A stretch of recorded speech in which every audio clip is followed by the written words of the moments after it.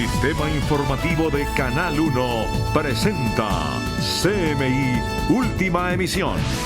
Congreso alista otra moción de censura, esta vez contra el ministro de Agricultura. A pesar de renuncia de exministro Guillermo Botero, Senado sí votará moción de censura. Férrea defensa del presidente Duque al exministro Guillermo Botero. Misterio por niña que sobrevivió a bombardeo contra disidencias de las FARC. Primeros testimonios de militares víctimas del conflicto a la Comisión de la Verdad. Colombia sanciona a Cuba y por primera vez se abstiene de votar en contra el bloqueo en la ONU. Nosotros no estamos de acuerdo con disminuir el salario mínimo. Le quiero decir, si a mí me toca hacer eso, yo renuncio. Promesa de Mintrabajo para lograr un salario mínimo justo. Banqueros demandarán artículo de reforma tributaria que impone sobretasa al sector. Fallo de Corte Suprema de Brasil deja al expresidente Lula da Silva a un paso de recuperar su libertad. Nueva jornada de violencia en Chile. Presidente Piñera convocó Consejo de Seguridad Nacional. Buenas noches, bienvenidos a CMI Última Emisión. En el Congreso se está cocinando una nueva moción de censura, esta vez contra el ministro de Agricultura, Andrés Valencia. Los partidos de oposición y los independientes aseguran que el jefe de esta cartera no ha respondido a las necesidades de los campesinos colombianos, pero los gremios del campo defendieron el trabajo del ministro. Los parlamentarios piensan que fue un error la resolución sobre los tiburones, que no se han presentado los proyectos agrícolas contemplados en el acuerdo de paz y que no hay una buena relación con los congresistas.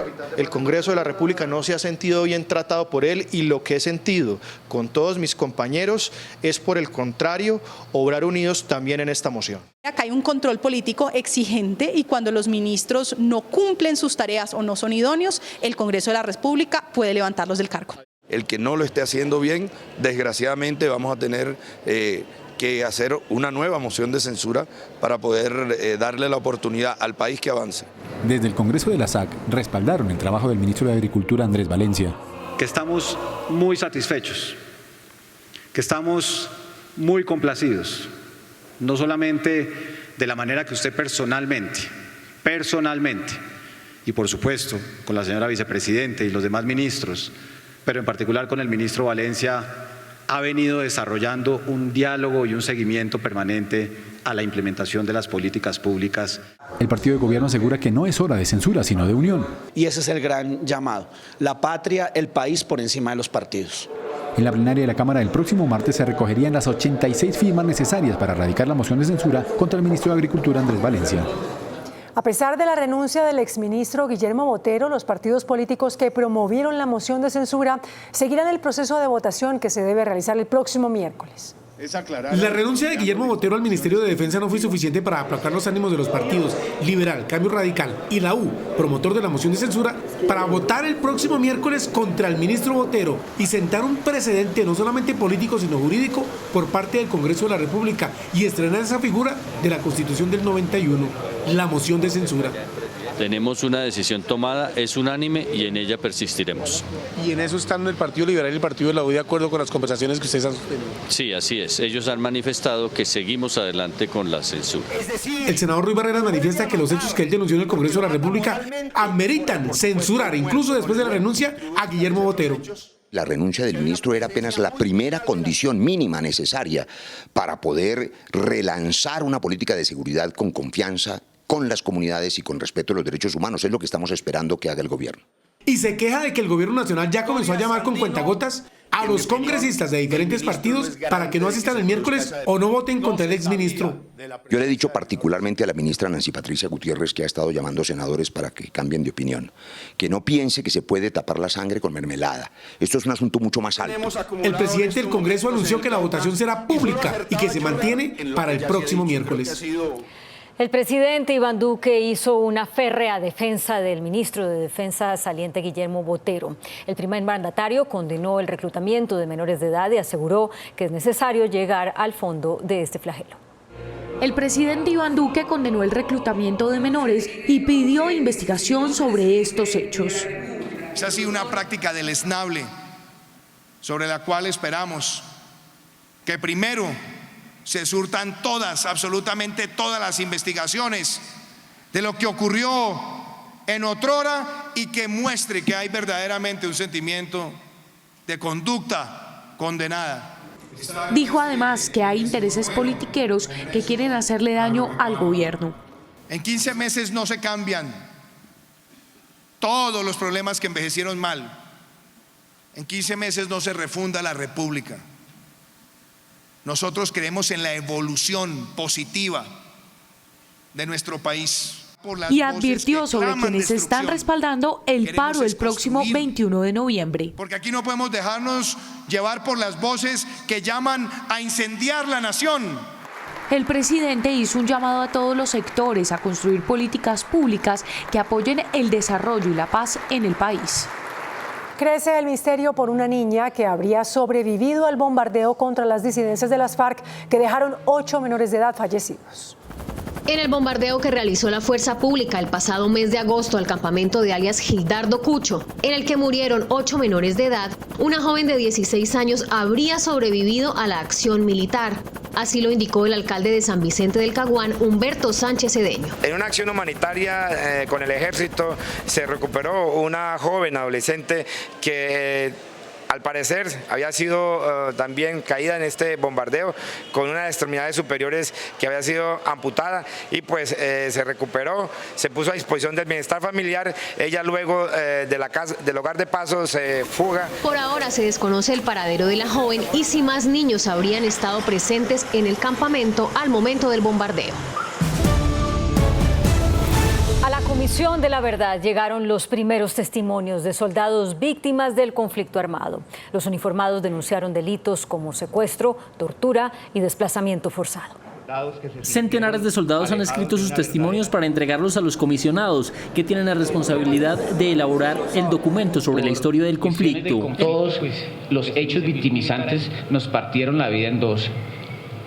No somos los mismos y necesitamos ser escuchados para poderles decir que algo quebró dentro de nosotros. En los relatos se reflejan las prácticas de la guerrilla para causar mayor dolor. Nuestra tortura no era física, sino más bien psicológica, socavando nuestra dignidad como seres humanos, reduciendo nuestros deseos de sobrevivir, obligándonos a enfrentarnos entre nosotros mismos, consigo mismos y con nuestros principios y valores.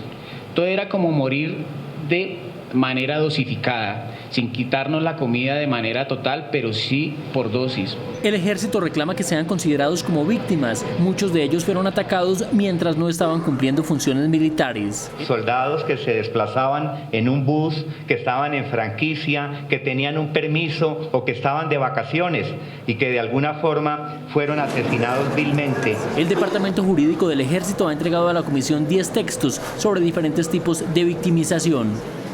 Giro diplomático de Colombia en Naciones Unidas. El gobierno Duque se abstuvo de votar contra el bloqueo de Estados Unidos que mantiene contra Cuba desde hace casi 70 años.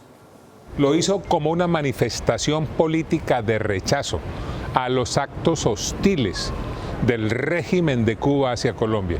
Estas fueron las razones expuestas por el canciller Carlos Holmes Trujillo sobre la abstención de Colombia en la votación del bloqueo de Estados Unidos contra Cuba.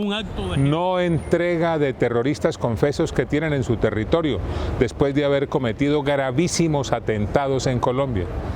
Refugio en territorio cubano de personas que están siendo solicitadas por Interpol. Refugio en territorio cubano a personas que han sido condenadas y que están siendo solicitadas por jueces colombianos para que paguen sus penas en Colombia por hechos gravísimos, como la masacre de Machuca, por ejemplo. La abstención de Colombia sorprendió, pues en los 27 años anteriores, cuando se debatió el tema, había votado en contra del embargo. Solidaridad. Una vez más, el máximo órgano de debate de las Naciones Unidas rechazó en Nueva York el embargo económico, comercial y financiero impuesto a Cuba por Estados Unidos, con 187 votos a favor, 3 en contra y 2 abstenciones. Por su parte, Cuba rechazó un año más el embargo y las nuevas sanciones. Venezuela reafirmó su apoyo a Cuba. Brasil votó en contra, alineándose así con Estados Unidos e Israel, países que desde 1992 han defendido el bloqueo a la isla.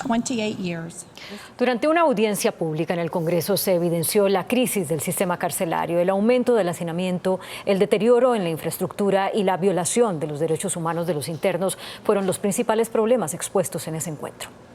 Un diagnóstico desalentador del sistema carcelario quedó al descubierto durante la audiencia pública en la Comisión Primera de la Cámara, donde se debatió sobre los 3 proyectos que buscan modificar el sistema carcelario. El director de la Unidad de Servicios Penitenciarios y Carcelarios, USPEC, aseguró que se ha aumentado en un 30% el número de presos en las estaciones de policía en el país. Hoy estamos atendiendo 132.000 privados de la libertad en establecimientos de reclusión y 12.000 privados de la libertad en las estaciones de policía. El incremento de los sindicados en las estaciones de policía es exponencial. Los guardianes aseguraron que las cárceles están cayendo y los detenidos viven en medio de sus propios excrementos. Vayan a San Andrés, visiten San Andrés, las heces fecales transitan por los pasillos, así es literal, con todo el cariño y el respeto les digo. Con este panorama, los parlamentarios reiteraron la necesidad de un cambio estructural en el sistema. Nosotros necesitamos es una política de Estado de largo aliento que atienda la violación de derechos humanos en las cárceles colombianas.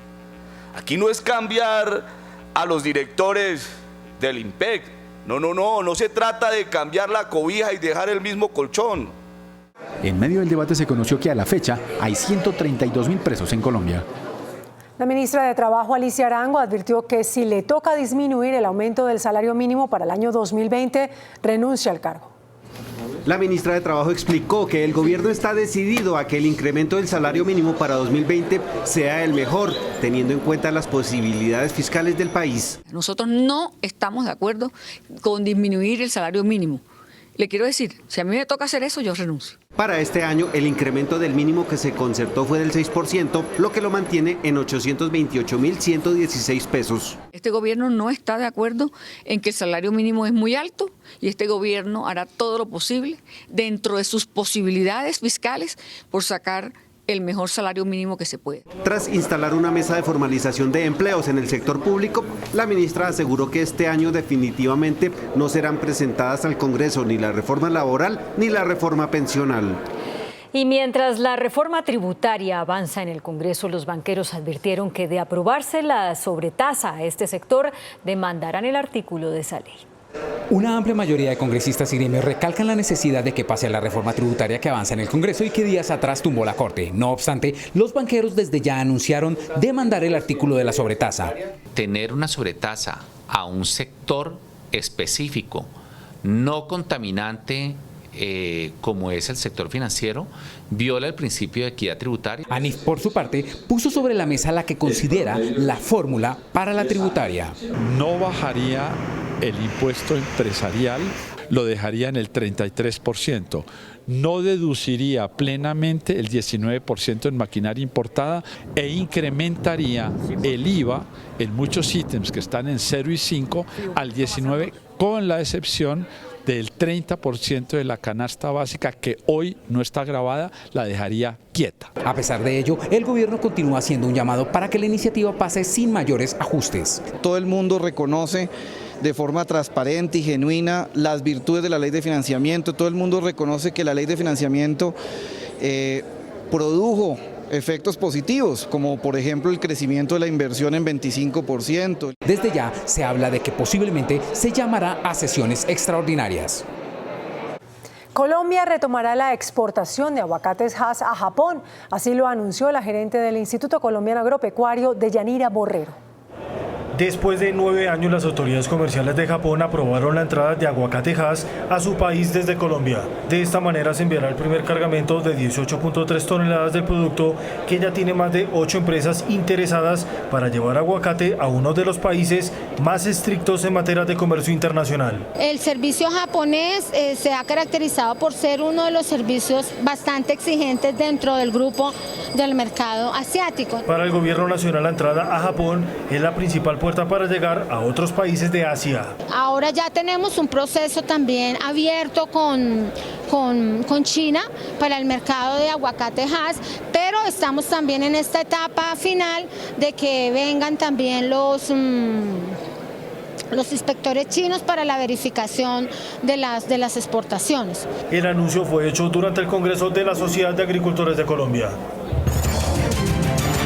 La Corte Suprema de Brasil aprobó un recurso que podría dejar en libertad al expresidente Luis Inácio Lula da Silva. Según el alto tribunal, una persona no puede permanecer en prisión si no se han resuelto todas las apelaciones que ha interpuesto ante la justicia. La medida puede beneficiar a otros 5.000 detenidos. La defensa del expresidente ya dijo que pedirá la libertad de este de manera inmediata. El presidente de Chile, Sebastián Piñera, anunció un paquete de medidas para fortalecer la seguridad y el orden público en el país, que desde hace 3 semanas vive una ola de protestas.